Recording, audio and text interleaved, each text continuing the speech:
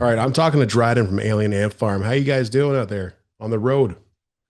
Well, we're trying, dude. Like I was telling you earlier, we in our hotel parking lot, someone smashed the windows to our Sprinter last night. So we've been dealing with getting that repaired, and otherwise the shows have been awesome. We started one in our own in Sam in the Bay Area last Saturday, and then we jumped on a tour with Cold. We've done only two shows, one in Mesa, Arizona, and one in Albuquerque. Both went really well, and yeah, super energetic. Cold's kind of like dark and it's hot and cold, I guess. You Yeah, know, I we mean, we bring the energy. Not to say their music doesn't have energy, but they're a little more stoic kind of band. So in a weird way, I think it kind of works because we're opposites for sure. it's an interesting mix for sure. Like obviously, like Cold is, I believe they're celebrating anniversary of their one album, 25 years or something like that. And Wow. they've been going around the U.S. I wish they would come to Canada, but we don't get that lucky. But We're coming to Canada pretty soon, I think. that's awesome, man. We'll drop some dates pretty soon in the next week or so. But um, yeah, Canada. My dad's from Vancouver. Actually, well, my dad's from a little town called Rocky Ford in Alberta, but he lives in Vancouver now, and I've spent a lot of time on the west side of Canada, at least. Not played as many shows as I would like to. Um, we've done some touring in Canada in the earlier years, but yeah, it'll be cool to get back there this year. And yeah, sorry, I'm just interjecting wherever I want or Yeah, saying no, whatever I it's all want. good. Yeah, the West Coast of Canada is pretty interesting. The East Coast is amazing. When you get to Yeah, I Ontario, love Vancouver, man. I really love Vancouver. Stanley Park is one of my favorite places in the whole wide world, and Whistler up there, and just and I love it being so close to Seattle. But yeah, East Canada is a whole nother vibe too, man. I've spent a little bit of time in Toronto, did some touring with 311 back in the early years too. One of my favorite bands. We did a lot of touring with 311, and I think they might have been the first band that kind of yanked us up into Eastern Canada, and I loved it. now that I know you're kind of part Canadian, who are some of your favorite Canadian bands? Who's my favorite Canadian bands? Well, do we like Joni Mitchell? Absolutely. She's probably my favorite. And we share the same last name. I wish we shared the same talent. Um, Bands though, Joni Mitchell is my top tier. I love female singers, so they're not Canadian, but I love Edie Brickell, Joni Mitchell. I kind of lean towards the Sade, Bjork.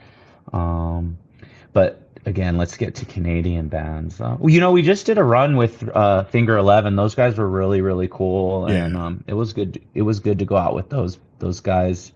Um, that Canada has a lot of rad music throughout time. So I'm pressed to say like a favorite, really. Have you I ever mean, delved into the Tragically Hip before? yeah, really cool band. Very cool. Um, Super underrated. I know Finger Eleven. I was just watching. I don't know if they played recently at the Machine Shop in Flint, Michigan, but I was just we watching. were there. We played Yeah, it. I know. I We were at watched that. clips from it too. It's one of my favorite Yeah. venues.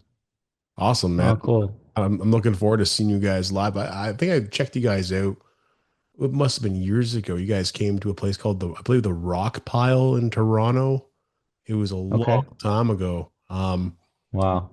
But let's start with the new music here. Reasons. What does that track represent for where Alien Ant Farm is right now?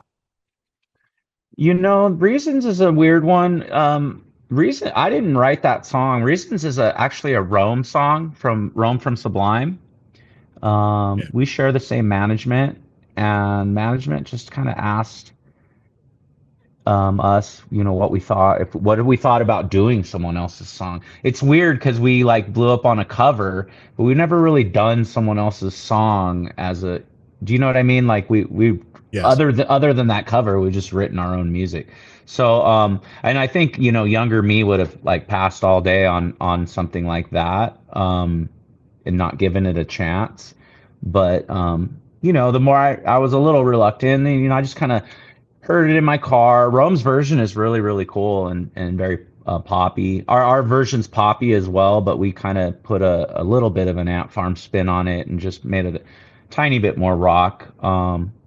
But yeah, you just say like, why not? Let's try give it a try and see what it sounds like first, and sounds slick. Sounds, it's got good production and but yeah, that's kind of the story behind Reasons. And I don't know. It feels like it was fun to sing in the studio. I think it like in a weird way I kind of tied at least my feels for it was the whole like apology thing. I'm like coming up on 5 years sobriety, so I could relate with of almost like apologies. You know what I mean? Waking up in the morning wondering what I did to whom, who I texted, what I said. Really, so again, I didn't write it, but yeah, I kind of I could relate with some of those lyrics, even though I don't know that that's exactly what that song's about. I kind of know it's more of like feels like an infidelity type thing, and but yeah, kind of like put my own little interpretation on it for me to like scream it out. Yeah, absolutely. And then going back to the whole Rolling with Sublime thing, I guess Sublime is releasing a new record with I believe I forget what his name is, but it's the son of Jacob, Jacob. Yeah, yeah. in June. Yeah, he So sounds awesome. yeah, it does sound awesome. I released a video on it on my page, and you should see like the backlash. Like, there's people going at it every day. People. Yeah, that's very, very dumb. I think it's awesome. I mean, I liked Rome with the band as well. He's just got a beautiful, awesome voice. But when I saw inklings of little rumors of Jacob kind of like taking the reins or whatever, and then I think I heard him doing just some video, and I was like, man, this is no brainer, dude. It's cool. It's his son, man.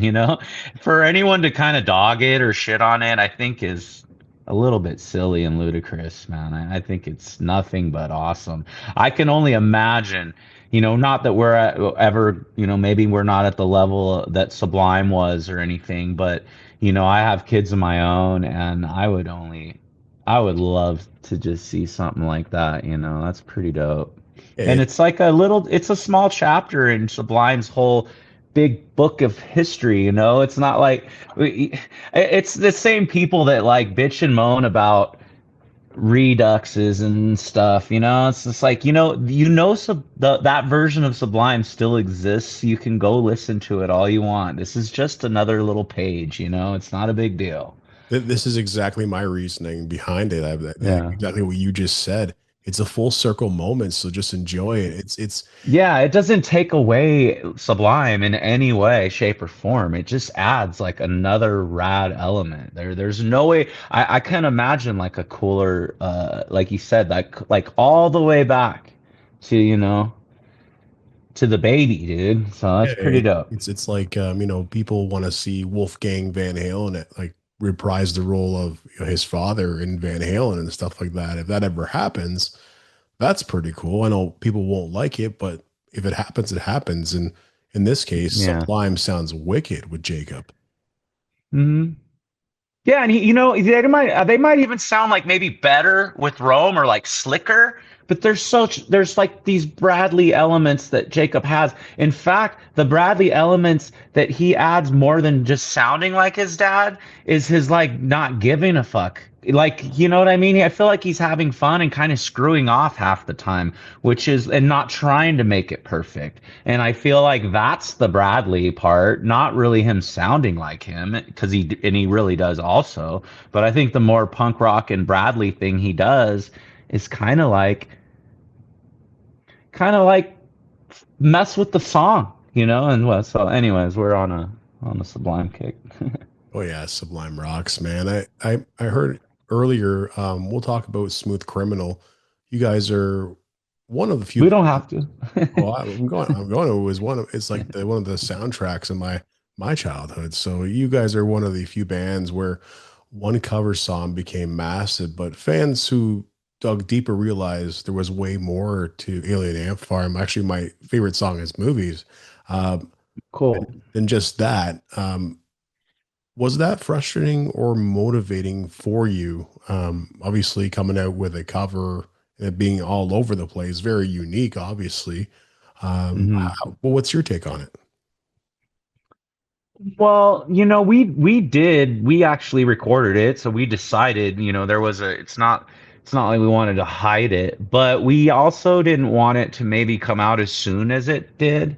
Um, so yeah, it's just one of those things, I kind of knew immediately as I saw how fast and quick it really like started to become big, that it was gonna like eclipse the band in a way. You know what I mean? And that's like something that you don't really maybe want in at least in real time. I've had, years and years to like almost like love and hate that song. Not to say hate because that's like way too strong a word, but almost get a little like maybe tired of it or whatever. But again, in that, like you mentioned, that full circle thing, like I have nothing but like love for Michael Jackson and love for our version of that song. And it's just like one of those songs that's just like doesn't go away, and it's just nothing but like a fun vibe. It's funny when, again, like I've heard it all. I've seen people like kind of crap on that song online or just love it, and it's like, if it's not for you, it's not for you. We were kind of like taking the piss out of it and actually like honoring it and making it as like staccato and percussive and like rock and roll as we could. And I think it's like, for its effectiveness, man, it's like one of the, again, I've had time and years to kind of, now I look at it, from a different lens, and I can almost remove myself from it, and it's just one of the most wicked fun covers like ever, I think. And I'm glad to be a part of it. And it's like probably one of the best covers that anyone's ever done, and you have a lot to be proud of. A lot of bands, we'll talk a bit more about this full circle thing. A lot of bands from the early 2000s are having a huge second lives online right now. Like, what do Hmm. you think younger Hmm. fans are rediscovering that era in particular? Well, I guess you could do it with everything, I remember as a child like going back to earlier, generational rock and roll to kind of find, maybe that's the thing too, and everything's kind of cyclical where trends come and go. Baggy pants are back, and then it gets tight, and then it gets baggy, and then maybe like music kind of has that push and pull as well. I'm stoked that I'm stoked that some of this nostalgia, new metal. I don't know that we are new metal, but we've been lumped into that, and we came around in that time. I'll take it or leave it, but I'm glad to see some resurgence because it's just good business for the band. It brings our brand back into the forefront a little bit, and we've just been stomping all over the world playing rad metal festivals. And it's weird. We're not metal. We're not new metal. I don't know what we're this weird hybrid where we can swim in these circles. If we get invited to a lot of these heavier metal festivals in Europe. We're not scared of it. We can kind of cater our set to go that way. There's obvious songs we won't play. Um, and we can go quite pop too, So we're fortunate in that way. But yeah, I'm stoked to see the the late '90s, 2000s, come back around. I think it's deserved too. It's especially not to say there's amazing music out now. You gotta go look for it. It's not going to be on the radio all the time. You got to scratch and sniff around for that stuff, and I always liked doing that anyways, in my own childhood. looking for these bands that maybe no one's ever heard of and being the first to find like Flowerhead or Smashing Pumpkins or I remember having like demos of a lot of these bands, and almost being proud that you were this select little club. You and your friends had the you had the freaking Deftones demo, the Nirvana demos. That was fun to like be like, oh, we were the kids that had that first. It's kind of fun, but Imagine and having I those remember, now and showing those to your kids when they're into that kind of music. Like that would be yeah, that's priceless, right? absolutely. Yeah, trends. I saw my first pair of bell bottoms today for the first time in a long time. I will say new metal and early 2000s rock used to get really dismissed by critics, obviously. Now it's almost celebrated like classic rock. Do you guys notice that shift at all?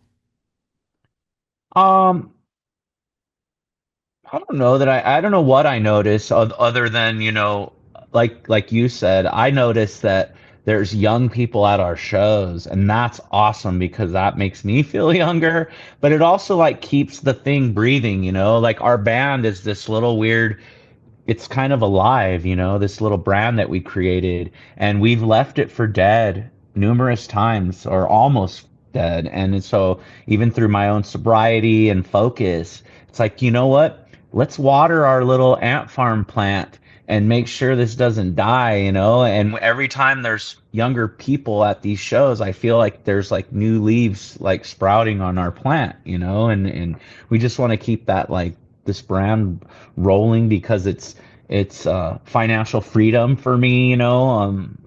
It beats a lot of other things I can think of to do, and it's still hard work, like being out here on the road. We don't make like a grip of money, but we do well.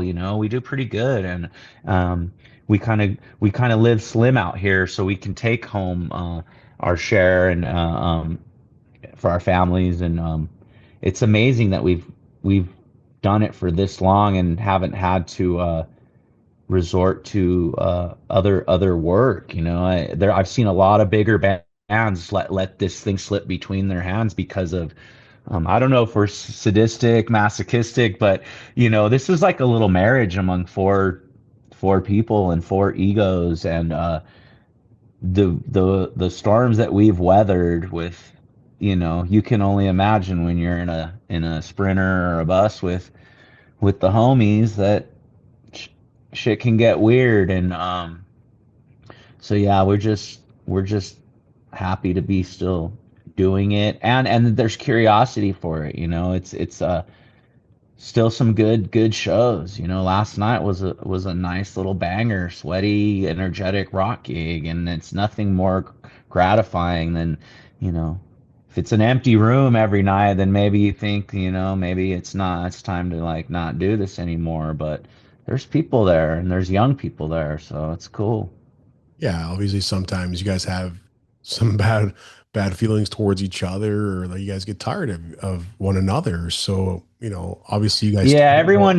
everyone knows everyone else's game, and that could be good too, but um so yeah, I was just trying to keep it civil out here. Maybe back in the early days when, we were younger and full of piss and vinegar and alcohol and blow or whatever it is we were up to, it could get a lot more tense. So I think we've calmed down a bit, and our motives, the lens in which we see this stuff has certainly changed. With children of my own, um, I prefer to not be out here, but I do love playing live, and I love making a little bit of money that we do. So it's always a bummer to leave my kids and have a beautiful home that I love and put energy and pride into. But yeah, we're lucky again that we didn't leave this thing for dead. I mentioned, tons of bands, kind of bigger bands, have let this thing go away, and I'm glad that we haven't yet. Did you tell your kids that everybody wanted the same hairstyle as you after the Smooth Criminal video came out? That's very important. No, yeah, I haven't. They've seen some photos online here and there and make fun of make fun of me or whatever. My kids were just at Sick New World in Vegas. I took them, and That's so cool. it's fun. It's fun that they see like these massive crowds. You know, again, it's not just for us. It's a festival, but they're just. It's kind of. I feel like proud. I get to show them like, hey, we're kind of like a little bit of a big deal Yeah, sometimes, you people know, and actually it's like us, you know. That's so yeah, cool, man. Do you think if you came it's out today in the TikTok era, like instead of the MTV thing, do you think the band blows up faster or gets lost faster? You know, the exact same way, I feel like we would be clever enough to make it work to our benefit, you know, with youth and enthusiasm. You know, I wouldn't like to start right now at my age doing that, but yeah, you know, like I think Ant Farm was clever. Um, very clever, in fact, with our imagery in the early years with videos like movies and Smooth Criminal. We were always catering to a younger audience. You know, we wanted to go the other way. Again, and when I mentioned new metal, I love all those bands, but we did not want to be this dark, cool, black, you know what I mean? Like, we Absolutely. didn't want to have that like spooky imagery that sometimes metal has, even though we had our roots in there. Um, you know, we like wanted to be as colorful. You know, we took our music completely seriously, but everything outside of the music, including the videos and the imagery, we just didn't care how silly we made ourselves look. If it was cool to us and we knew it would be cool to kids, I think it was a true alternative. You know, I feel like we were an alternative band, because we did left turn it a little bit, you know, and I was watching bands, you know, in our alumni kind of doing the cool kind of poses and stuff, and it's like that's cool for them. I never want to do that.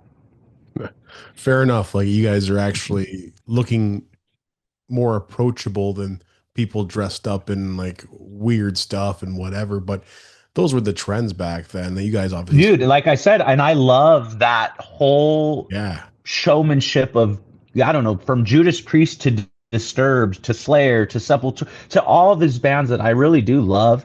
But for me, I knew that wasn't like who we were or whatever, you know. So like I'm glad we kind of just kept it light in that area, you know.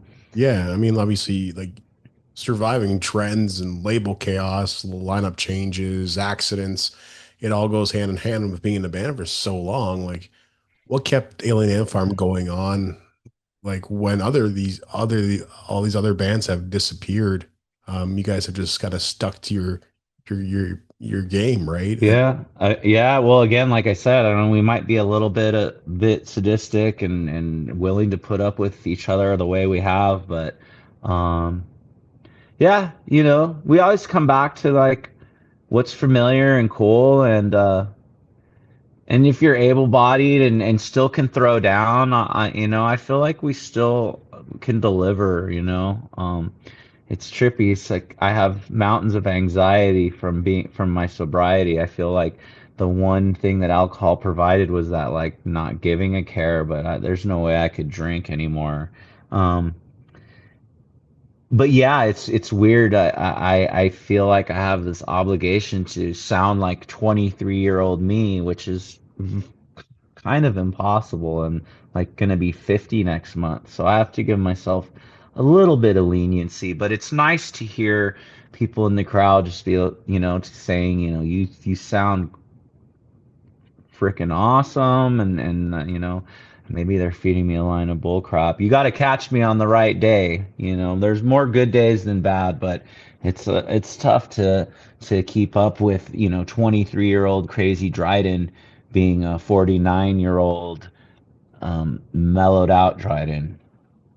yeah, like it, I mean, what still gives you that rush after all these years? Is it the recording, writing, or live shows? Like, what gets you guys Well, going? the rush is the live show, but my favorite thing is like sitting at my desk with some instrumental and like, what am I gonna do to this? And then when I kind of first start throwing down vocal patterns that might not even have lyrics or a few lyrics here and there.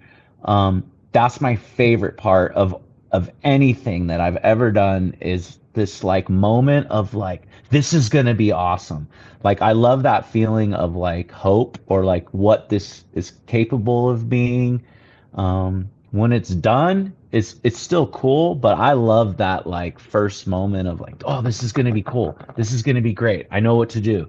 Um, that's my favorite thing in music is knowing that I'm gonna like, I feel like the band hands me this shoe or something, and then I feel like I just laced it up and tied it in a beautiful bow or something and hand it back. Or I don't know, that's a dumb analogy, but uh, um, I don't know, that's my favorite thing to do is It's an kind of understandable show. analogy, my friend. Obviously, like putting together the shoe and tying it up. That's Yeah. a very good one, actually. It does make So, sense. so, and it's nice to, even though I love the old style ways and we still do it, but getting in that room and banging it out and jamming is there's nothing like it. But I also love the digital world of just getting an MP3 in my inbox and throwing it into my DAW, into my Luna gear and starting to flesh it out with no one in the room. Because then I really feel like I can, I can, there's this there's this weird, it's very personal that I want to like yell the way without anyone judging or anything. I got to find my way through this. So I love the digital world for it's pre-digital too. I mean, you could have done it back in the day as well, but I love just being alone and figuring out my bits and sending it back to someone, whether it's the band or someone else that I'm working with. I love just like here, that I can only imagine what they're when they see something in their inbox and they know that, oh wow, Dryden's put vocals to this. Let's hear what we got. Well, it helps you get out of your boundary. I would assume sometimes, like when you're jamming with the band, and it probably goes for a lot of people, you're in the room, you're trying to figure out how this song will go. But if you're getting an MP3, it's already recorded.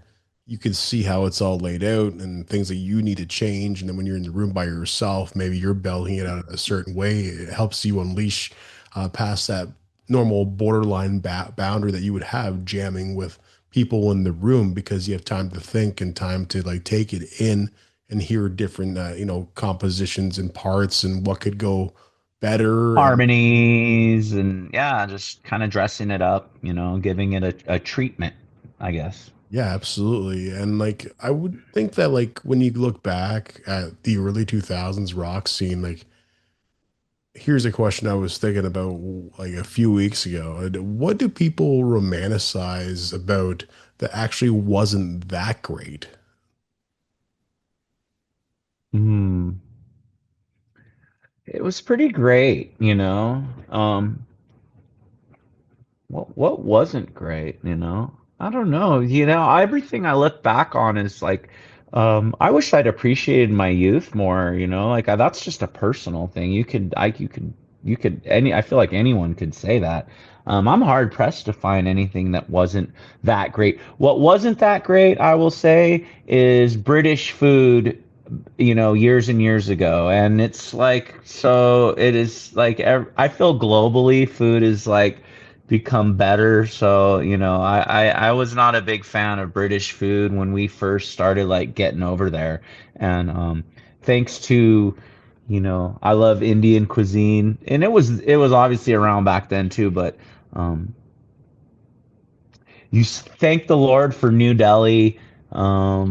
New India sweets and spices saved Britain from a tragic delicatessen because Indian food rules over there. Yeah, it could have been like a culturalized cuisine nightmare if it wasn't for that. I don't want blood sausage and I don't know. English breakfast is pretty cool. Uh, Maybe I'm just a weird Yank. I'm not into that stuff either, man. Just last time I went up there, it was like just room temperature beer, and it was like, yeah. Also, here in North America, we drink things cold. Obviously, you've toured with many different bands of different styles. Hmm. talk about different culture, about different bands. Who surprised you the most in your recollection of past bands?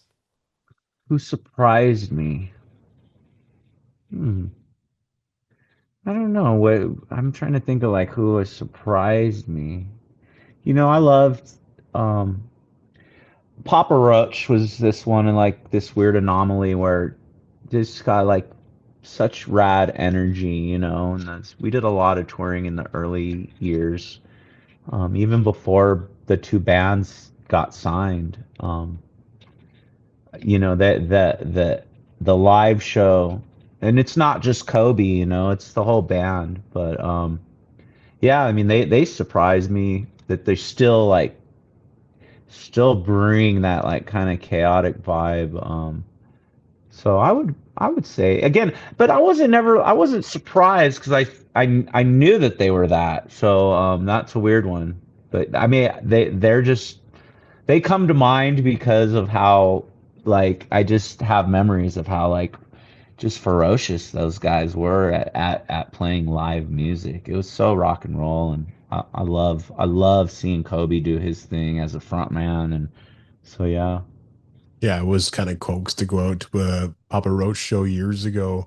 My years working on the radio, my buddy's like, "Hey, they're coming to town. Like, do you want to go?" I was like, "I don't know, like, get away with murder and last resort." I'm like, you know what? I'll be fine. I'll stay home. And then he's like, "Hey, listen, I need you to go." All right, cool. And then they just blew the roof off, right? So it was like one of those moments where it's like, no, I liked them, but I didn't want to see them, and then I ended up And then you were spending. probably like, "Whoa, this is like real deal, huh?" It was fantastic. Obviously Hmm. you've met so many different people. Like, do you have any weird celebrity interactions or an industry moment that you've had to go over in your head over and over the years? Let me see. James Hetfield took me and my parents out to dinner. Just me and him and my parents and my wife at the time. So that was a weird one. We did some shows with Metallica in Germany, and then I left James. I left James a CD of Ant Farm, and in the CD, I wrote, I like you. Do you like me too? Check this box. It was all silly, whatever. And then I left my phone number inside, not thinking anything. I don't know if he would just throw that thing away. And months later, we were in Arizona, and he texted me, well, I didn't even know it was him. It said, "Happy New Year, Papa Het." And I was like, "Who's Papa Het?" And then I said, "Who is this?" And he said, "It's James Hetfield. Left your number." And I remember we were just about to go on stage in Arizona for a New Year's Eve show.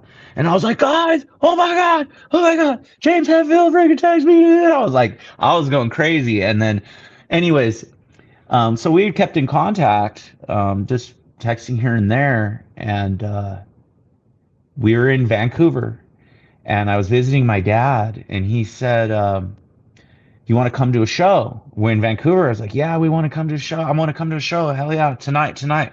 Or it was the next night, rather. And then he said, "Do you want to come to dinner with me?" And I was like, "Dude, I just got to Vancouver. I can't because I'm like, I haven't seen my dad in years, and I can't." And we hung up or whatever, and he texted me back. Sorry, this is a real long story. No, it's good. He texted me. I forget if he texted me back or called me back, and he was all, "Dude, I can't believe you turned me down for your parents." He's all, "I think that is like very cool of you to like that you picked your parents over me." And then he said, are you down to come to dinner if you can bring your parents?" And I was like, "Hell yeah, let's do it." So my parents and James went out and had sushi in Vancouver, and I still am tripping out about that. Your parents hit it off with them or what? Yeah, it was funny, man. I think my dad was like, "So, James, how many records have you guys sold?" And then we went, I think I went to the bathroom. And my dad, don't ask him, just don't ask him about music. Just ask him about his kids, or. You know what? These things happen, but they happen when you least expect it. Eh? that's the rule of thumb, especially in the world of media and the world of music. The opportunities they come, but you're not feeling like you're ready, but just the universe telling you you're ready. And especially Yeah, it's yeah, it was awesome. Just to have the respect from, James. I think he tripped out. I think he really loved our live show when we were there with them. And then in fact, we were in Germany when we opened for them, and instead of Smooth Criminal, we played Smooth Operator by Sade. And Germans love heavy music. And the crowd dug this version that we did of Smooth Operator. And I think James came into our dressing room and he was all, dude, I didn't know if they were going to kick the crap out of you guys, or he's like, anyone that pulls off a Sade song for a German metal crowd is like, has my respect. So that was kind of cool too. Hey, you got a lot of accomplishments, man. One day you're gonna look back on this. You guys will probably still be going. You guys look good. By the way, you're like a doppelganger for Matthew Good, by the way, with that hat on. I Who's don't Matthew Good? Matthew Good. Me playing this Mhm. Matthew Good band, massive band here in Canada. Oh, that's cool. Yeah, Yeah, I look younger usually, but I'm all, you know what? I'm gonna go like my dad style right now. In the last few weeks, I'm like, I'm gonna grow my gray beard. I'm gonna grow my hair out as long as I can. Hopefully, I'll keep up and do it. But I apologies to anyone watching that I look like a true 49-year-old. When my head's shaved and I'm shaved, I feel like I'm a little more presentable. But this is cool too. that's okay. I don't Just keep it mind. growing. Do you come up here and we'll both shave our heads just like in the Smooth Criminal video? Oh yeah, we'll do the little brother part right there. Yeah, yeah. I had friends that were doing like the hawk, like going to hawk, and we were shaving and everything and whatever.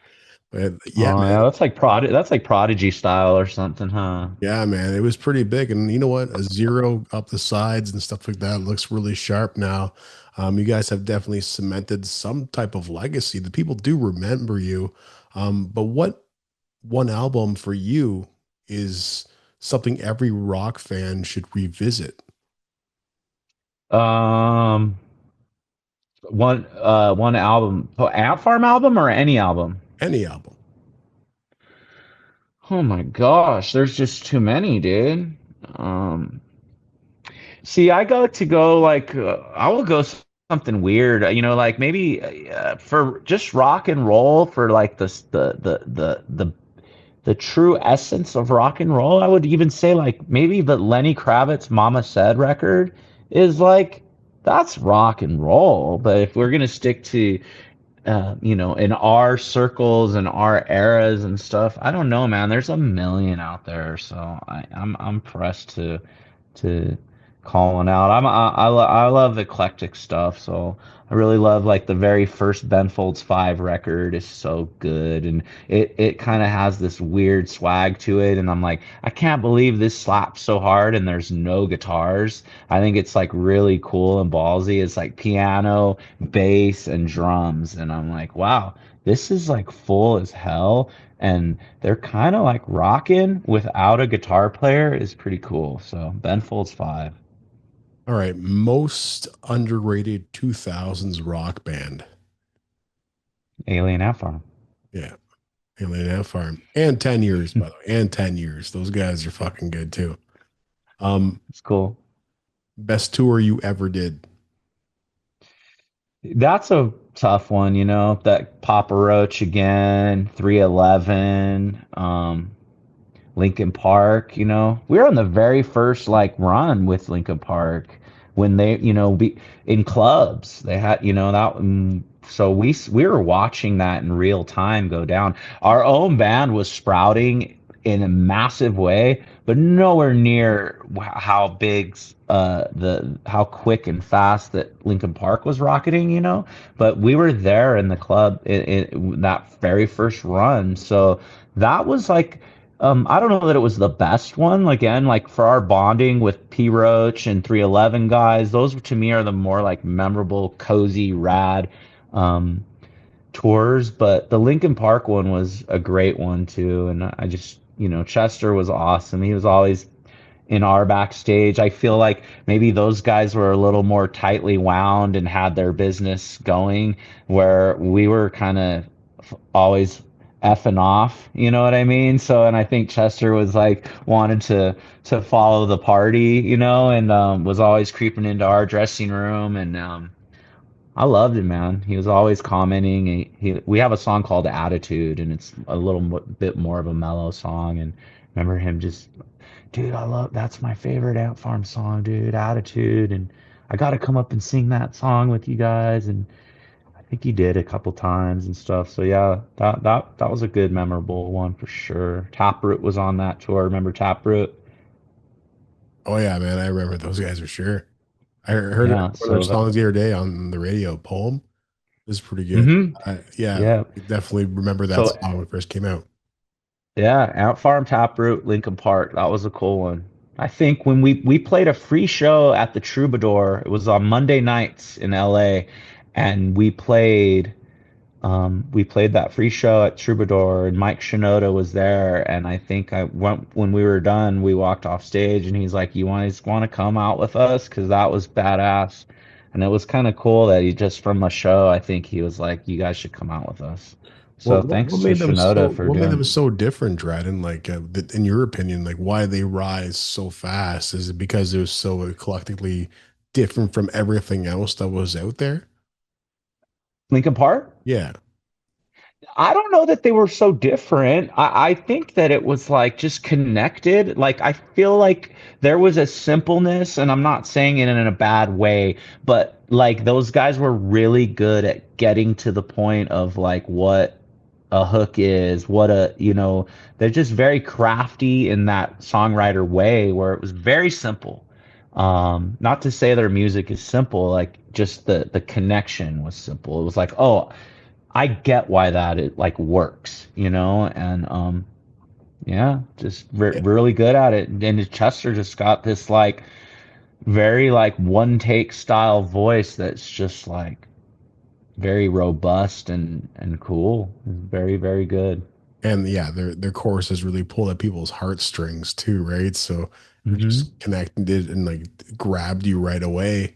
Um, Deep as hell, but very basic, you know. And again, I'm saying that as almost yeah, like a compliment. It's just like it's, there was nothing too uh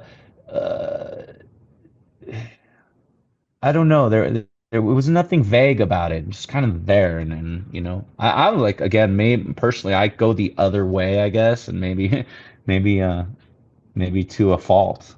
yeah, But yeah, those they guys. were very relatable. It's basic, relatable, straight up, Mhm. and it worked with the two vocalists. I believe like Mike Shinoda is one of the most underrated songwriters of all time. I think the guy has so many great songs and whatever. Um, Here's a question for you. What should fans be paying attention to next for Alien Ant Farm? Well, we're writing right now. We recorded probably 8 songs, I think, with Howard Benson. He's done a lot of rad stuff over the years.